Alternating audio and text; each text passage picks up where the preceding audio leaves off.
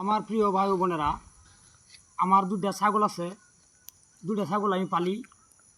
তো এই ছাগলগুলি প্রায় ১-১.৫ মাস আগে ছাড়ে খাওয়াইতাম, ছাড়ে দিতাম। তারা বন্ধে ধরে ঘাস ঘুষ খায়া বাড়ি চলে যেত। এখন ধান পাকিয়েছে, ধান চাউল হয়ে গেছে, চাউলে বর করছে। ছাগলটি আমার গাভিন, এই দুটা ছাগল গাভিন। এখন যদি ছাড়ে দেই তাহলে তো গৃহস্থরও ক্ষতি করব। আর এই ছাগলে ধান খাইলে ধান খাইয়া সেরাইব, সেরি মারব। আবার বেশি ধান খাইলে মাথা ভুলিয়া যাব। তাহলে এখন আর সারণ যেত না, কারণ এই কাতি মাসে দিন এত নাকি পয়সা করি।